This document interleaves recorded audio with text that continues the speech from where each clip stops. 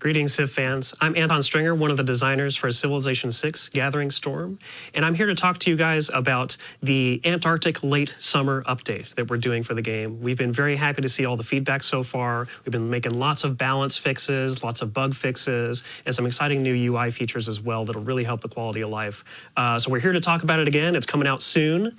So here with me in the studio today, we have Ed Beach, lead designer for Gathering Storm, and the beloved Carl, our lead QA tester for Gathering Storm.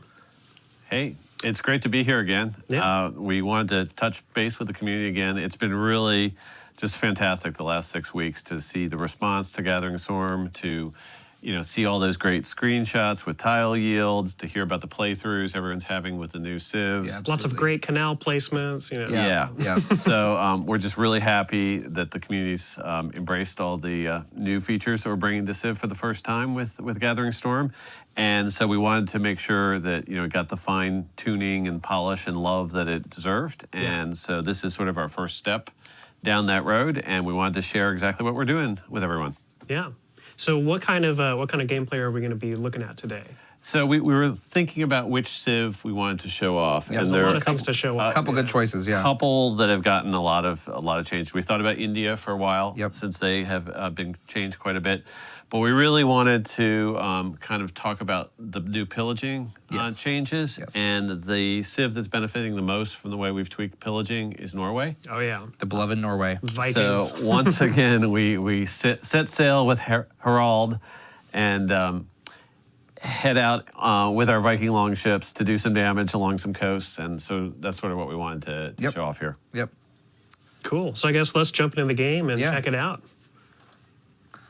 So there's our beloved Viking King. So Carl's going to be driving today. Carl and I have made a peace accord for today. Yes, we have. Finally sitting back down together. So we'll get back to some multiplayer business at some point. But for today, we're on the same team. As a quick side note, one of the many Civ balance tweaks we've made is we've made Canada stronger, and we've made Hungary a little bit weaker. And that has nothing to do at all with the multiplayer showdown that happened. It's just a coincidence. A little bit, yeah. But there may have been some inherent balance issues there that could have contributed to the way that stream went. Right. So claims QA. Okay, whatever. Okay. But they said it was fine. Yeah. So what have we done with Norway here? Okay, so the main thing is that we love the way that we had changed pillaging for Gathering Storm so that it would scale through the ages, so that it still feels like a very, very powerful move. Even in the Renaissance industrial. Yeah, even later in the game. Right. But players were really tapping into the fact that you could get science and culture all over the place from that. And we took another look at that, and we decided that, okay, that is getting a little out of hand. Yeah. So what we wanted to do was we wanted to pull some of the science and culture out. So we did not, everyone can still get science and culture from pillaging, but now you have to find those district targets. Yeah, so campus will give science. Campus, theater square, those kind of things can still get you science and culture for no matter who you're playing as. But where we made the changes are sort of the improvements, the farms and the mines and the pastures and the plantations along your coastline. Those will only give you science and culture if you're playing as Norway. Right. If you're playing as anyone else, it's either basically the mines give you gold if you're playing as someone else, and all those other the quarries and the plantations and the pastures, those give you culture, gives you faith. Faith, right. They used to give culture. They used to give culture. But Norway gets both. Right. And so we're going to show that off, and we're going to make sure we make a point of raiding a bunch of unprotected shores. I actually have that set up already. I've got a couple of Viking longships up here, ready to go. We're going to be raiding Indonesia. And I've actually used our new map tax to go ahead and place map tax on the locations that we're going to be pillaging. Map tax has been incorporated. I believe you have... Yeah, so this is actually a mod that started out in the community. And I apologize if I'm not pronouncing the name correctly, but Brad Zonia made this map tax mod that we really liked here in the studio. And it took what we had in the base game and in XP1 and XP2 and basically looked at a whole bunch of icons in our game, from unit abilities to all the district icons to even wonders and stuff like that. So it allows people that like to plan much more specifically and have a lot more data. Like, for example, the pillage unit action icon is in Yep. there. So Carl has gone and pre-planned all his pillaging. Yep. With and those pins. all kinds of things. I've got wonders marked on here. I have Yeah. districts already mapped out, and I've even gone ahead and done a city location with all the districts that will be down in there for later on. But yeah, it's very helpful to be able to plan everything out like that. And so I know exactly which tiles we're going to be pillaging, and that's all already set up and ready to go. And that's a UI improvement that all players of Civ 6 get. This is the It's base not game. This is Rise and necessarily Fall. just for Exactly. Gathering Storm players. So Right. everyone is gonna enjoy that. So you're swapping to the raid policy, which I believe got a little bit of a number change. It did, yeah. It went down. I believe it was 100% before. That's what I Now it's recall. down to 50% because we got some feedback that was perhaps a little bit strong. Yeah. So we've And the tweaked it some. total war policy that follows it and replaces it later in the tree also got the same kind of adjustments to it. Right. So Norway, not only do we have this special pillaging ability for them, but we wanted to make sure in this game we showed off all the other things that make them great. So we have a long ship who's crossing right across the ocean to find the other continent. We have some stave churches here that have been built. There are actually a couple of places where we have just amazingly good holy sites Right. based around woods, and the woods being adjacent to where the holy site and the stave church is. You also got the Dance of the Aurora Pantheon. I do have Dance of the Aurora on. Yeah. So I'm getting adjacency or faith adjacency for the tundra tiles, and then the stave church here is giving me for wood. So I've got 3 woods here. And that also buffs coastal resources, so this is getting +1 production from that as well.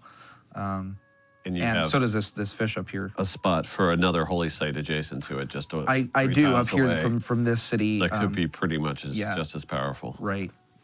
And you're using this to spread the good word of, what's your religion, Carl? My religion, let's see if anything pops up there. It does not. My religion is unprotected seas. Very fitting Yes. for Norway. And I've gone ahead and taken the crusade belief so that our units are going to be stronger when fighting up here in Indonesian territory, because we've spread that to all of her cities. So Indonesia believes in the unprotected seas, but they don't know the full implications of what that exactly means yet. Not yet, but they will soon. We've gone ahead and denounced them so that we can noticed, declare a yeah. formal war, reduce our grievances. It's very important to be aware of a denounce before a war happens, isn't it, Carl? It is, particularly to notice the notifications that appear when that happens Yeah. and not be distracted by Carl's Donuts. We can only hope the guitar being on jokes. the live stream for the first time. Being on the live stream for the first what would time, possibly having distract people me? ask me questions, right? Yeah. But we've got Temple of Artemis here. It's a really great spot Nice. for it. There's plenty of resources around here that are getting boosted from that. And the production for it was pretty fast in this city, so I went ahead and squeezed that into my production queue. So the other really, really cool new UI improvement is our map search feature. Yes. And we're probably going to come back to this over and over during the live stream. Right. But you've got like 6, 7, 8 longships out there right now, and like some are exploring across the seas, and some are getting ready to hit Indonesia. And I think you have a secondary fleet in another coastal area as I well. do. So this is like the perfect situation where it's like, I can't remember where all my assets are on the map. I need to figure that out. And so this new map search feature that we have here allows you to type any string that might appear in a plot tooltip. Yeah, that's kind where it of gets the text scours from. all of its data from plot tooltips. And once it's gone, you've said, go ahead and search for me. What it does is it finds all the tiles where that string is appearing in the plot tooltip, and it will, highlight them all, as Carl was just showing, and you can just cycle through all of them. So, that's one use of it, but like I found so many different ways that I want to use it. I was playing a game recently, and Teddy Roosevelt was getting just clobbered by one of the other AI civs, and I couldn't even find any of his cities anywhere on the map. And so like, Teddy, where have you gone? Yeah. Yeah. And so I just bring up the map search and I type America in, and it said 16 hits, and it was all the tiles that he had left plus That's not a a lot. couple. Yeah, no, he was down to just Los Angeles. Yeah. So yeah, that's not a good sign when you only have 16 hits on your Civ name. Yeah. But it was no problem to find it.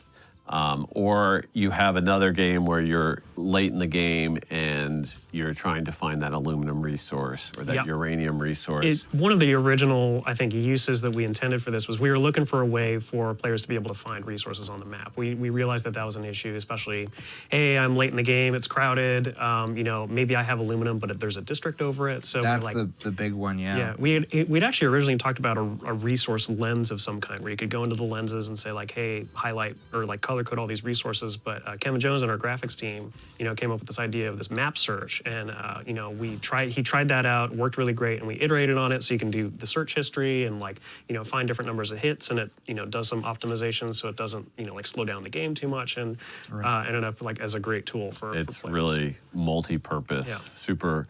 I think players will invent. You can do things like, I want to build a certain wonder, but I know I have remove the fog of war from quite a bit of the map. Right. So if somebody else is building this wonder and has a partially built version of it out there, that's borderline cheating. it is borderline cheating. It is borderline cheating. But my scouts have seen a lot of things. That's true. And I have trouble keeping track of what my scouts have seen. Yeah. So, you can search for that wonder name and all of a sudden, there are 3 other people building this wonder. Maybe I shouldn't start this one. Yeah. So That's they're a just, good point. the more you play with it, the more, things people, that I come up with, and I'm sure the community is going to go nuts with finding, really cool ways to use it. Definitely. And so I think, Carl, didn't you say that was how you planned it out, where to put all your coastal raid pins? I searched for all of the... Search for pasture and plantation. Exactly, yeah. And any that highlighted in Indonesia territory, I went ahead and pinned.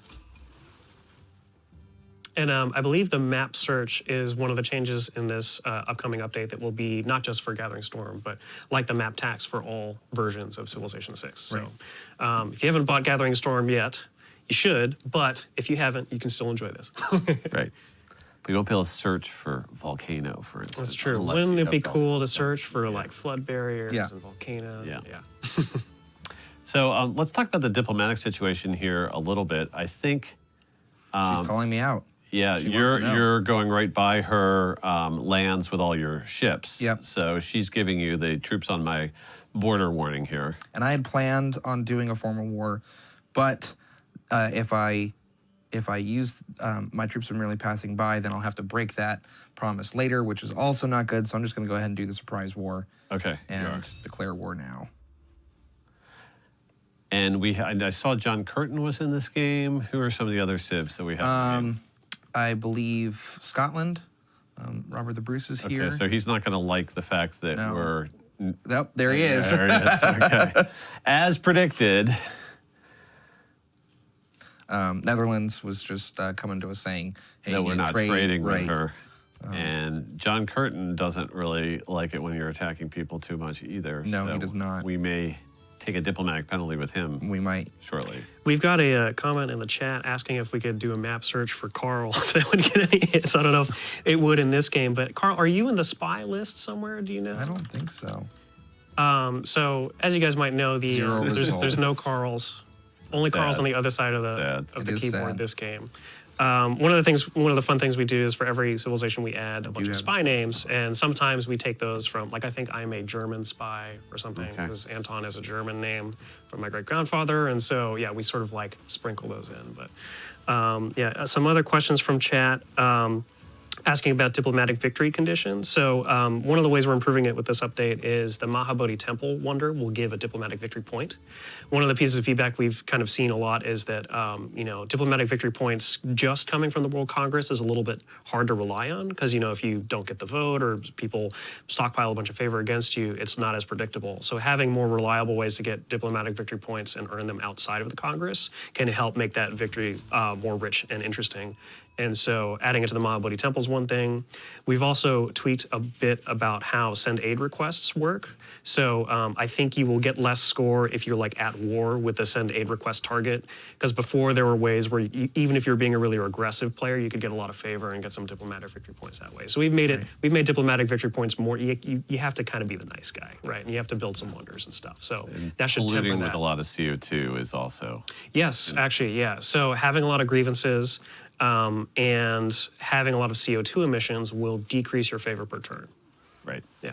So that'll also... Not only the diplomatic victory, but also in terms of that favor that goes towards the diplomatic victory. We've looked at how you're playing as sort of a key driver for those things. This is specifically, like we had noticed some people at launch were winning a diplomatic victory by being really mean, polluting the planet, and then sending aid to everybody that they drowned. So we didn't want that to be the way to win. Right. Yeah. So yeah, we made those tweaks. So I think Carl in our game has gotten 1 or 2 coastal raids off. I noticed one where you pillaged, it was either a pasture or a plantation, I think, and both the, you can see with the floating text that comes up, you get both the culture award and the faith award, so they come up, floating up one after another. And I actually finished a civic off of that as well. Okay, great. Uh-oh. You were right. He's declaring war on me. Wow, okay.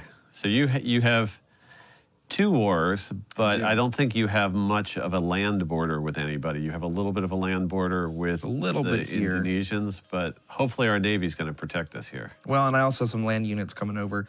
This scout has the ambush promotion, plus 20 combat strength, and is able to take a hit from a war cart or a chariot because of that. And survive. And survive. Okay, and you have 2 more longships down here along the Australian coast. I do, yeah. You can... Which I had tried to explore with them around here, but I hit ice. Okay. So I wasn't able to keep going. But they are proving useful now.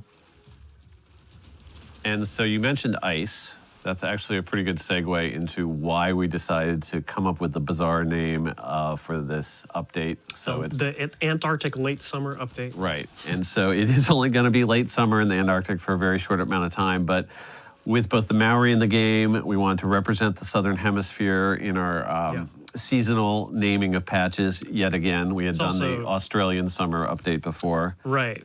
Yeah. And then also, Antarctic is one of those areas where climate change hits particularly hard, and a big part of this update is sort of massaging some of those climate change mechanics and coming up with the balance changes we need to kind of tweak them into the right place. And I think kind of what happened was we were balancing a bunch of systems simultaneously as we led up to Gathering Storm. So not only were we figuring out how all the climate change mechanics need to work, but we were also trying to figure out how resource consumption was going to work for units. Right. Yeah. And how much maintenance they should cost and all that sort of stuff. After doing a bunch of analysis after the game launched, we realized that the CO2 emissions from buildings was actually in a very good spot. Yeah. And it was just the fact that there'd been some late breaking changes in the way units and strategic resources interacted with each other, that we had kind of thrown the CO2 balance out of whack. And that's why people were experiencing climate change too quickly and a little bit too early in the game. Right. So it's just a matter of looking at the CO2 output from units and making really just 2 changes there. One is that we just put an overall 50% reduction on the CO2 output from units. And we also wanted something late in the game so you could kind of shut those off even further. Yeah. So we picked the advanced power cell technology, sort of represents those like very fitting hybrid vehicles and other things that we're getting to these days. And so that's another dampener on the CO2 emissions from units. And so once you have both those in place, then all of a sudden, the unit 25%. CO2 emission is really starting to flatten out compared to where it had been before. Yeah, we really liked the 1 oil being used to generate 4 power and 1 oil being used as per turn maintenance for some units. But yeah, the CO2 emissions that it felt with just didn't feel quite right. So making those tweaks leads to a lot better pacing, and like overall it seems to stretch out the climate change phases. So you don't kind of like run through them quite as quickly as you did on the vanilla release.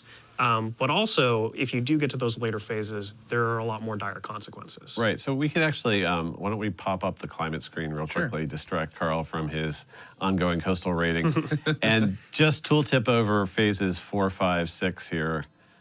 So we can see that that's sort of the tipping point where all of a sudden the planet has gotten, things have gotten so crazy in terms of weather effects that not only are you getting very, very frequent storms, but you're also going to be seeing a desertification mechanic where some of the tile yields that were added onto the map earlier in the game are going to start getting stripped off. Yeah.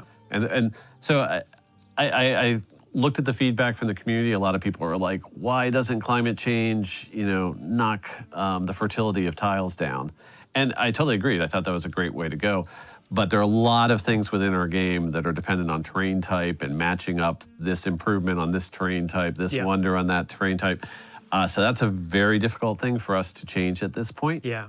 But what I had thought about was, well, it's silly if we're increasing the frequency of storms late in the game. It makes no sense for you to be getting even more tile yields and fertility because we have even more storms. Mm-hmm. What we need to do is change, the effects and sort of the parameters on the storms, so that late in the game, all of a sudden there's this tipping point where all of a sudden instead of the planet getting more and more fertile, we're actually doing destructive things to the planet. So that's where we ended up right now. And you do get the sense when you're playing the game right now that, wow, I had this great planet and all of a sudden things are starting to get wrecked a bit. And that's sort of the feeling that we wanted to have. And now that climate change starts later and it takes more to pump enough CO2 to make it happen out into the atmosphere, you have better control over it. And so you can get to the point where like, oh, wow, I was able to just avert catastrophe and we only got to climate change level 4 or something like that. Right. It wasn't too bad.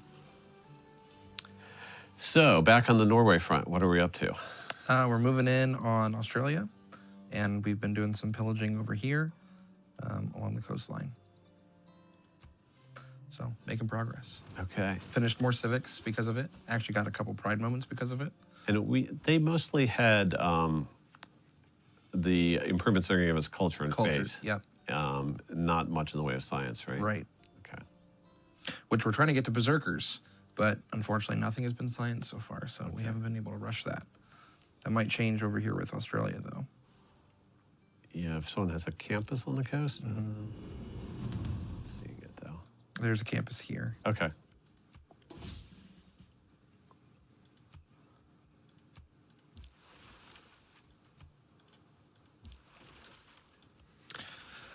So we made some changes to a couple of other civs, didn't we? We did, yeah. Actually, we went back and took a look at lots of base game civs and made a lot of tweaks. One of the ones that I helped with was India. So we made India stronger with religion. They get more spreads for all of their missionaries.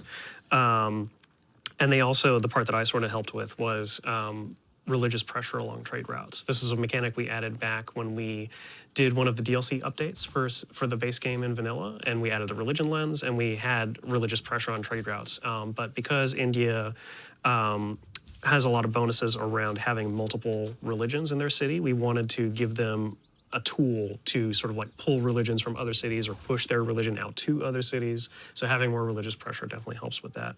The Varu. Yeah. And I played an India game after we put those changes in. Yeah. And it felt there are a lot of different ways you can move those religions around. Right. Once you get it into one of your cities, someone's adjacent religion, you have missionaries that have extra spreads. You just build one missionary there in that holy site, and he can go around and get 1 or 2 followers of that religion in all your other cities. Yeah, and once that happens, you get an amenity for each religion. That's right. present. So that extra amenity is really nice. Yeah. So I played India to it was actually a great game because I played on the TSL East Asia map. Mm-hmm. So Mount Everest was there, and India was in the Ganges Valley. So I had TSL locations for everybody, and won a religious victory that way. It was actually quite a nice setup to have just the right feel for sort of a Asian religious battle. It was similar to the scenario we shipped back with the religious scenario. Yeah, Indonesia Khmer expansion. But this one, there was military action going on. There's a whole bunch of other things going on too, so it was fun. we got World Congress. What sort of resolutions do we have to choose from? Nothing that's going to be particularly useful in this situation, unfortunately. We can do some culture bombing, potentially. And then great people. I don't really need great people right now. Well, I guess you always need great people. Yeah. But there's nothing that's Nothing that you particularly need at the moment. particularly useful, except for perhaps we get a general. But I don't think I have an encampment up yet, so I'll need to go ahead and build Now, that. you have more favor than everyone else. Is that because you've been in your government longer, or do you actually have a couple city-states? I have several city-states because being able to go over ocean pretty early You allows me to go out contacted and them meet early. them. Yep. That's another sort of Get the first subtler meet. side Yep. of the bonus for any of those civs like Maui or Norway who can get out in the oceans early. 2 quick answers for questions in the chat. Someone's asking about the roads and railroads appearance. We did take a look at some of the ones that were looking kind of funny in the original release, and they should look a lot better in this update. And then the other one was asking about Canada production. So we give production on snow and tundra tiles, but it's for mines on those tiles. It's not every tile. Right. Right. And so there's, I don't think our video we put out this morning was quite clear on that, but you know, the in-game text, all that kind of stuff. I think people have already noticed that those didn't match up quite right, and it's as shown in the game is the correct way to interpret that. So they're definitely. I mean, production's very helpful. Sure. Yeah. But on every single snow tile, that we didn't want to quite go that far. So it's whenever you're building mines. So all those hills, those anywhere where there's a strategic resource, those kind of things. Those are going to be a lot better. Yeah.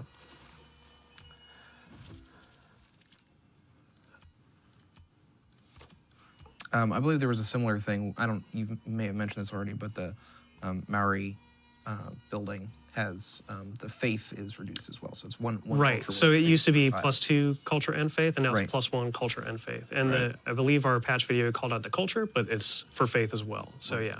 And the unique unit, like the Indian Varu, we decided to make those sort of area effect buffs not stack. So it'll happen once, but it won't happen more than once. So now Because it's we noticed that was a entirely little bit too good. consistent between the Varu and the Yes. Toa and the way Great Generals are working. So all those things follow the same rules. Yeah, Yeah. exactly.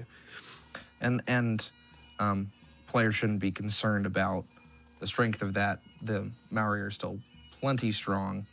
Yeah. It is not a concern. They don't have problems with their tile yield. No, they don't. So, but those have been some of the most fun, game reports and screenshots and stuff going up on the community. Stuff from that, yeah. Yeah, they've had some really cool combinations of what you can do, and especially those unimproved features, the rainforest, the woods, all those places where people have noticed that you combine a governor in with it and some of the other bonuses, and you can get great yields. Those are Yeah. still very, very good. Yeah.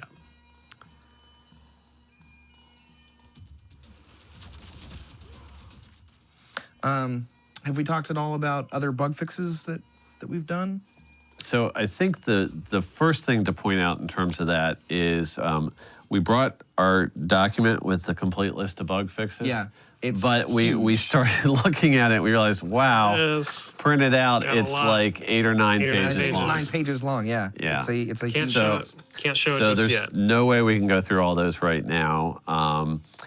The good thing is the update will be out not today, but very soon. Very soon. The patch notes will be up not today, but very soon. Right. And as soon as the patch notes are up, everyone can pour through those line by line. I think there are a couple key ones that we wanted to highlight. Yeah. So we'll spend the next 5 minutes or so, Yeah. going through some of those. But just don't feel like this is, the complete list of things, because the There's a complete ton. list of There's a them ton of goes stuff. on for quite a while. Yeah. So, Carl, you want to mention a couple of your favorite ones, maybe? Apadana.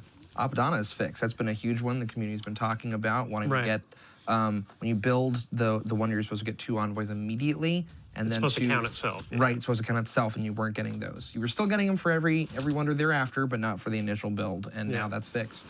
That was definitely a big one. Boats can no longer use mountain tunnels. so You sad. also, So sad. speaking of coastal raiding, you cannot coastal raid mountain tunnels. Yeah. That is no longer a thing. Yeah, there was also a fun one I fixed. I was kind of sad to fix it, but The intent is that GDRs cannot be formed into corps and armies, and right. we had prevented that in almost every case, except there's, I think, great generals that could accidentally promote them into corps and armies. So we have unfortunately disabled that, but it's better for game balance, trust us. Yes. A couple other things. So we had gone back and taken a look just like we balanced the older sort of vanilla civs. We went back and looked at some of the civs and fixed some bugs as well. So one of the things, this is actually me, there was a bit of a code mix-up with Poundmaker's unique ability related to trade routes. It got sort of like reversed so that the food and gold were kind of behaving strangely. So we switched that back, so that's working as intended again. I believe that was because of the Inca. Yeah, so there's was the inverse, and so it sort of messed with it a little so bit. Inca is about terrain in the starting city, and Poundmaker was about pastures in the ending city, and it just kind of became complicated, and we've sorted that out. Right. Another one was the Congo. We fixed. They are correctly awarded the benefits from their founder beliefs, and Yep, I was the one who had to fix that one. And the other one I had to fix, if we're taking responsibility for all our bugs here, was there some things where the Phoenician capital, if it had been moved, was not necessarily lining up with the policies that were supposed to give you bonuses for cities on the capital continent or cities not on the capital continent. So that's all smoothed out. And we had taken advantage of that in our Phoenicia live stream, but there are a couple edge cases that it broke right after that too. Yeah, it's like, here's this awesome thing that you could do, and then immediately after it stopped working. So yeah, those are all fixed now. Other cool things. Let's see here. Yeah, there were. There's so many. I can't even remember them all. There also, I mean, not only will you go when you go through the patch notes, will you see a lot of fixes, but a good chunk of the patch notes are subtle little balance changes that have been made, like the little UI improvements, things like that. Yeah. So, for instance, a lot of the base game civs got their buffs by looking at their unique improvements and figuring out how we want them to scale up throughout the game so that they maintain their strength going forward. So I recently played a China game just because the Great Wall had gotten a lot better. Right. It also, there was issues with the Great Wall. If the Great Wall got wrecked by a storm or some kind of natural disaster, occasionally it could be hard to rebuild it because it was no longer on the edge of your empire. So now the Great Wall has been changed. I mean, that Great Wall is still sitting there in real life. It may have taken some pillage damage, but it hasn't been wiped out entirely. So we made it so that once you've built a Great Wall tile, you'll never have that improvement entirely wiped out by a natural disaster. It can get pillaged, but you can always go back and repair it and get it back online. Yeah. Another thing, I think one of the most funny bugs that I saw post-release was sometimes if you had a lot of gold and you built Big Ben, you would get so much gold that it would, in Civ bug style, kind of wrap back around and be negative. So that had to do with a way that we were calculating the math and the code, and so we have sorted that out. So the Big Ben will not make you go negative in gold anymore. Right. There are also some fixes within the climate system. Okay. There was a similar overflow problem with CO2 emissions there. And there were cases where if you were running the carbon recapture project, you could actually sort of nullify all of the carbon that you had sent into the atmosphere. But then anything you did where you kept running the carbon recapture project wouldn't pull the carbon dioxide out that the other civs had put in there. And now that does work properly, that you know. So you can the atmosphere doesn't remember where the carbon dioxide came from like it did before. That was a little strange. Gotcha. Yeah. Speaking of rollover, I believe we have addressed a concern of the multiplayer community with the Shift Enter exploit. Shift Enter is in the game to allow players to get around bugs. Whenever you get in a hung state, you can force the turn to end. Yeah. But you were able to leave a city on no production and Shift Enter to save that state, and so basically keep a bunch of production, accumulate. And then you unlock your wonder or your horseman and be like, it's built right now. So, Ed, why don't you talk about what we've done to address that? So basically, the way it was a reasonably simple fix, so that it's not going to confuse people. If you have a city where you have not chosen production, the production will not accumulate in that city. So you have to, in a normal single player play, the choose production reminder is always there. It'll block in the bottom right corner. It'll block the turn from advancing. So that's not a normal thing. You may, in multiplayer situations, have to prioritize what you deal with first, but the choose production warning is always like one of the first ones that comes up. Right.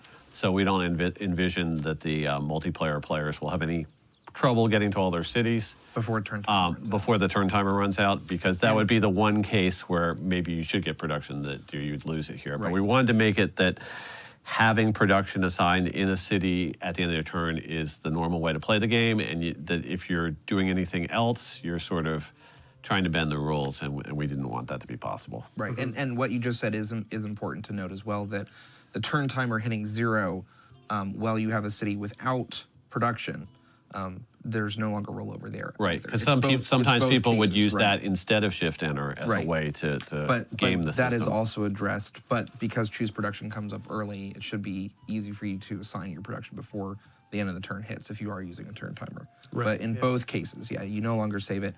And normal production rollover is unaffected by this. So if you're producing a wonder, you finish the wonder, have production Yeah. left, You'll still start get a to new keep wonder, you still Right. get to keep that. This is only for turn timer and shift enter. Yeah. Right, and only for cities where there's nothing, no assignment. Nothing has been assigned. Right. So a single player person really, shouldn't really see any difference. Right.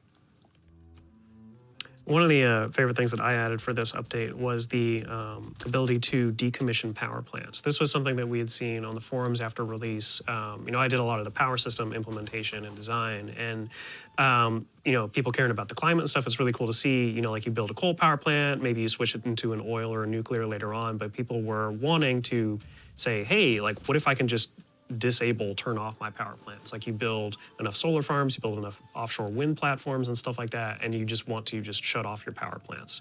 So it was a bit weird to allow that all the time, because there are benefits that the power plants will give you even if they're not running power, even if they're not using resources. But what we did and what we thought would be cool is that the Climate Accords World Congress resolution, if that is active and you're doing this global competition to see who can, save the most CO2 from entering the atmosphere, much like other projects, you can do, much like other competitions, I should say, you can do projects in your city during the competition to decommission these power plants. And if you do that, it'll give you a bunch of score towards that competition. So it's sort of a global incentive to like, hey, we're trying to save the planet, we're trying to get CO2 out of the atmosphere, reduce your output and or, decommission those power plants that you have to sort of like, get the score to win the favor of the world. And I did exactly that in that China game I was just talking about. I had 3 coal powered industrial zones active, and I wasn't worried about it. I was like, yeah, I'm going for the science victory. I'm going to leave this planet anyways. So, I'm not going to be too worried about my CO2. And then the climate accords came up, and I didn't want other people to get that diplomatic victory point. There were some people that were very close. I was playing Immortal difficulty. It was a game where I couldn't really afford to let other people get the diplomatic victory point. So I was like, Close, yeah. it just makes sense for me strategically, actually, to shut off my coal industry. I had all the technologies unlocked, so I could switch to green alternatives. So I did that. I actually won the climate accords, not by a lot, but the last couple turns, I finally pulled ahead because I'd finished decommissioning those power plants. It just felt really like sort of, I got rewarded for really making a change for my empire that felt, dramatic. Yeah. Speaking of power plants, if you have a nuclear power plant that is removed from the map, it will no longer continuously melt down and cause radiation output. That was a fun one. Yeah. The phantom ghost nuclear power plant from the past. Yeah. Right. Yeah, it's always interesting to see, no matter how many hours we put into testing, once a game is released and there are now all of a sudden hundreds of thousands of people playing it at a time, how many more of those edge cases get brought out? And so that was definitely one of those that we hadn't seen. Yeah. We hadn't had enough games with nuclear power and cities being raised, but that will no longer be a problem. Our lead programmer, Ken Gray, who is basically a wizard, has a really great way to describe this, which is, there's this big wall And our game development process is throwing ping pong balls at the wall. It's like, okay, yeah, wall's holding up. Okay, yeah, wall's fine. There might be a hole somewhere, but we might not throw the right ping pong ball the right trajectory. But then it gets in the hands of our fans, and we get a lot of great feedback.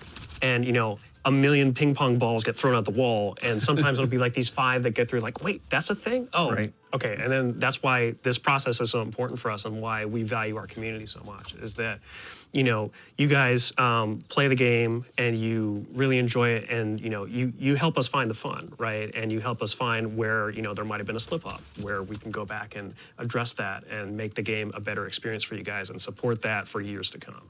Right, and that's why we're here today. That's why we're talking about the updates. That's why we had planned for quite a big effort to respond to what we saw as soon as the game shipped, so that we'd have the ability to roll out these updates. And this is sort of the first phase of these updates is kind of a fun one, because it's looking at what's immediately striking We're players. sort of on our toes right after launch, like, okay, what are people saying? What's going on? But it's Right. nice, the phases we have coming up are also fun, because that's like, we get a chance to look at a little deeper, a little bit more deeper systemically. changes. Maybe we've had some ideas of some improvements that we always thought we wanted to get to and try, and now we can experiment with them. So, great update coming out real soon, but we have some cool things we're stewing on for down the road as well. So one of the things that we're like, we're stewing on, but will be part of this update is World Builder. Right. So we've been continuously working on World Builder throughout our development, and we've used it a lot internally. There are a lot of different peculiarities of how it works that we didn't want to just throw it out and release it to the wild just yet. But with this update, if you go into your My Civilization 6 folder and look into your app options, you can look for this line that says Enable World Builder and turn it on that way. I think you set it to 1 is the number it'll tell you in the comment there. Right. But if you do that and you go under additional content in the main menu, you can open up World Builder and experience what we call basic mode, which allows you to let loose your inner cartographer and scatter resources across the map. Use different brush sizes, different terrain types. We showed a little bit in the patch preview video that went up this morning, and we'll be talking about that more as it comes. But we really look forward to seeing what you guys have to come up with World Builder. And just in terms of like, what's this basic mode? What does Right. that mean? The advanced mode is what we really use for our in-depth sort of historical scenarios, where Stuff like Black Death and stuff like that. yeah, where we want to place cities owned by players and mark off territory and those kind of things. So that's an important tool for us on those type of scenario work. But the basic mode is really what I think most of the World Builder fans are really looking for. That's the because map, the geography. That's the placing things on the map, getting your natural wonders down, deciding how you're going to divide up continents and really sort of paint a world that you want to play a game on, or you want your friends to play a game on, whatever. Yeah. And that's all been updated as well to handle some of the new Gathering Storm mechanics. So you can place volcanoes, you can place all 3 different types of floodplains. You can mark things as coastal lowlands that are going to flood later in the game. So there's tons of cool possibilities in terms of how you want to set up your world so it'll respond to all those things. So I'm really looking forward to seeing what everyone can create with World Builder here. Yeah. I was messing around with it a little bit earlier today, and it's just really fun to, just create a world of your own and, let loose your inner game designer and, come up with a multiplayer map if you want a particular layout or a particular, I'm going to start over here and you're going to start over here and it's going to be balanced or it's not going to be balanced or whatever you want to do. Right. I get this natural wonder and you can have this other one, but I Right. want this one. And, Yeah. yeah. Or different regions of the world or, the real world, worlds that are not real but are cool to recreate, stuff like that. Right. Yeah, so a lot of fun things to come with that. I wanted to ask too, so one of the changes, another change you made with the climate system in the update is to sort of decouple the sort of disaster slider from the CO2 emissions. So the CO2 emissions, we did a lot of different pacing, we changed what the phases meant. But we realized, I guess, that disasters should be kind of a little bit more separate from that. You want to talk about that? Right. We just wanted to, initially my thought would be that, if you wanted to move that disaster setting over, you wanted just as much mayhem as possible. And part of mayhem was sort of not only would the volcanoes go off more frequently and the floods happen more frequently, but your sea levels would rise sooner. But I think what we sort of found the more people played with Gathering Storm is that there was also people who just liked the game of trying to decide where to settle, and maybe I want to settle in a lot of those places that are going to pick up fertility, and maybe I'll adopt the governor that's going to protect me in the right cities, Do that or risk reward. yeah, and really push up the risk reward. But they didn't necessarily want to, have to push through the tech tree faster to get to the flood barriers and those kind of things to stop climate change. So just decoupling them gives players, better control over. If they want climate change to happen faster, they can always build a couple extra industrial zones and push up the pollution level, there's some civs. Egypt is actually, if anyone hasn't played with Egypt after Gathering Storm has come out, you should absolutely do that, just because it's really, really fun to have a civ that doesn't get affected by flooding. Right. And you can just let the floods come on down, and you're just getting so much fertility in your river valleys. And so they're a civ that wants that slider all the way over. Yeah. But they don't necessarily want climate change faster. Makes sense. So just having those decoupled just seemed like a better way to go. Yeah, and especially now that later climate change phases will actually remove that fertility. Like you might want to have a bunch of disasters, but keep the planet very safe and green and stuff still. So yeah, that makes sense. You mentioned Egypt. Some of the that's one of the many civs we took a look at in this update. So we've changed the Egyptian chariot archer to not replace the heavy chariot. So it's kind of like its own standalone unit now. You can have both if you want to. Another change we made is the Sphinx now provides +1 culture if it's built on floodplains. It can't be on snow hills, tundra hills, because it would look kind of weird there, however cool it would be. And it also gives +2 appeal to its tile, because you can put it on floodplains and they're not a super appealing tile to begin with, but a Sphinx can sort of level that out. And you can't put it next to another Sphinx. We made a similar change for seasteads. We noticed people were kind of like stacking seasteads right next to each other, but we've made it so that you have to kind of like leave some space, some international waters in between the seasteads so they can, have room to grow. Be their own little community out in the ocean. Yeah. So Carl, back to our game. How are we doing? It's going very well. We're about to take over a city, actually. She offered peace. I didn't like the peace deal. I didn't think it was good enough. Yeah. I think that she might give us more if we have one of her cities in her offering to return it. So pillage everything, take the city, trade the city back, let her repair all the stuff later in the game, do it again. Pillage round 2. Pillage round 2, yeah. Because pretty devious strategy. her seas are unprotected, friend. Yeah. And she believes in that religion. She believes it, right? She believes in those unprotected seas. Yeah. Now, I have not been spreading my religion. I actually have a ton of faith right now. I took a religious golden age, and I just have not been spamming missionaries because, this sort of bogs down moving and everything. I didn't want to be moving 50 missionaries in the middle of this. On the raiding here. Right. Have you been pillaging with your armies or just with your fleet? I have been pillaging with both. I actually have that ambush scout down here running around pillaging tile improvements. I forgot to double pillage, double coastal raid the campus here. I moved the ship away before it could finish.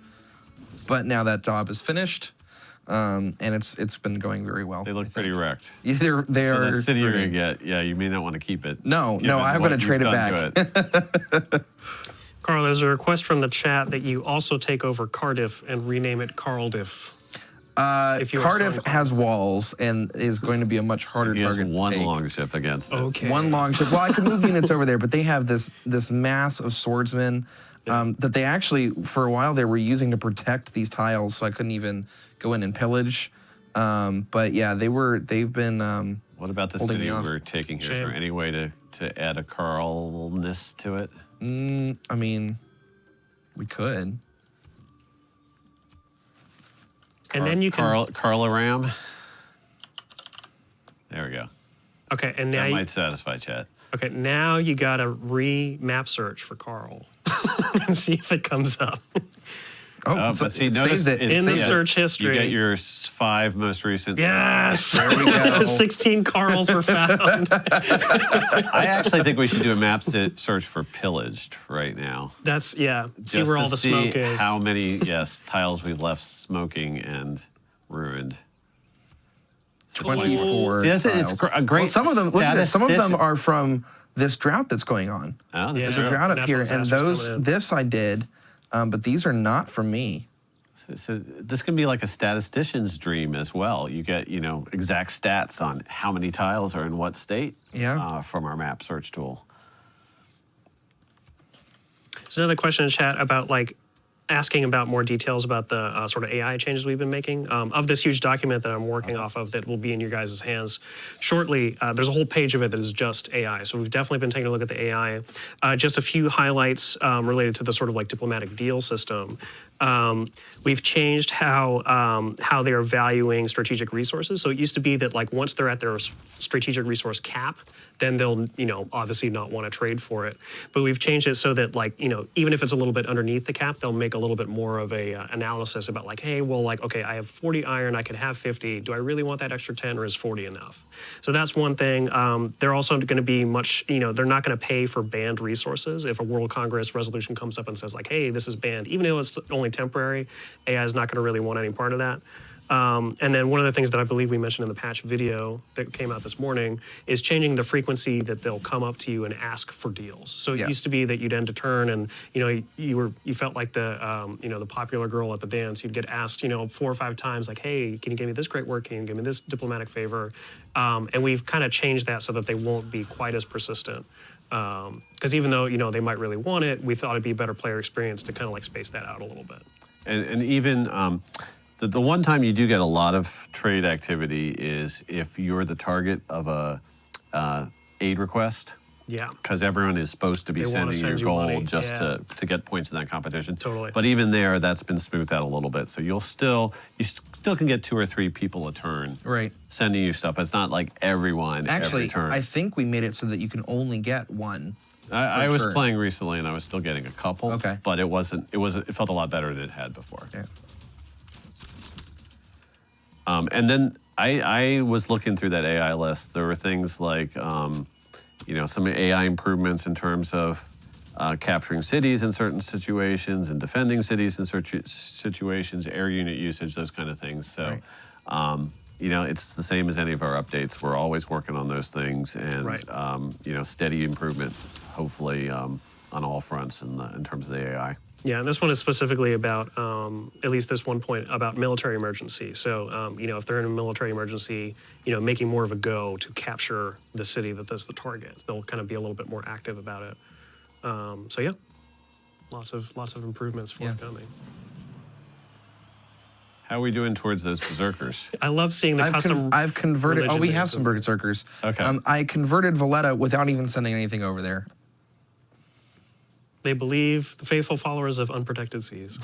Probably because the their seas pressure are from- unprotected. That's true. Well, and also you have them on 2 or 3 sides now. Yeah. Yeah. But yeah, I didn't even send anything over there. Not a single religious unit went to Valletta. Okay, so what's the strategic point where it's time to offer peace so they can is not- start rebuilding? She has not come back to me yet. Okay. And I'm going to, I used the open borders to get through here. I'm going to send this guy around over to Towards Australia. towards Australia here. And what's John Curtin thinking? Has he Yeah, been is he offering still peace? causing trouble? He is or- not. Yeah, he is causing trouble. I actually didn't check the combat preview before attacking with a longship and lost the longship. It was a little bit damaged, but it was doing pretty well, and it got one-shotted. I think it might be time to back off over here because I just healed this guy, and it's already super damaged again. So I'm going to move him out. Promote him up.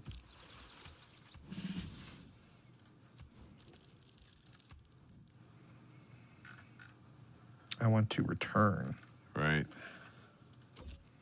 I've got to remove that first. There it goes. Okay. And it adds the 2 iron because there's iron in the city. Right. So it's automatically added to the built table. in Right. with that city. Let's see what she'll give me. She doesn't have a whole lot. Well, you've been taking it all from her. This I can go up to 20, I believe. If I ask for more, she'll say no. Okay. That's getting to be pretty lucrative. Yes, it is. We'll go ahead and accept that deal. And one change I want to make sure that we emphasize here before we wrap up is just because it tripped me up the very first time I ran into it, is on the Great Work screen. Yes. We have changed the way things get moved from one place to another. So it's no longer a click, thing is highlighted, it's attached to your cursor, and you drop it somewhere. It actually works with the same drag and drop mechanism that we use on the government screen for moving policy cards around. Yeah. So just don't let that trip you up, because the first time you experience it, you might think, It's a little weird. Yeah, it's not moving. Good point. But it's actually clicking way doesn't do better anything now, unless because you're- now it's a correct drag and drop, and all of our drag and drop systems work the same way. Right. But it's definitely something that can catch you up the first time. So Right. it's a good thing to realize going into playing your first game after the patch. For sure. Also, just a quick note, shout out. I did hear back from our modder that made the map tax system, and is Brad Zani is how you say his name. So thanks again great. to Brad Zani. Nice. It's a really cool mod, and we're happy that we were able to include it in the official release. So. All right. So is there anything else that you want to? I think you just that- made peace already. So I just made peace with her. Yeah. I am not with At a John bit Curtin of a yet. lull in the game right Yeah. now. Yeah. Have to move everything back now. It got pushed out. This swordsman's trapped. She'll give you open borders, though, I think, right? She might.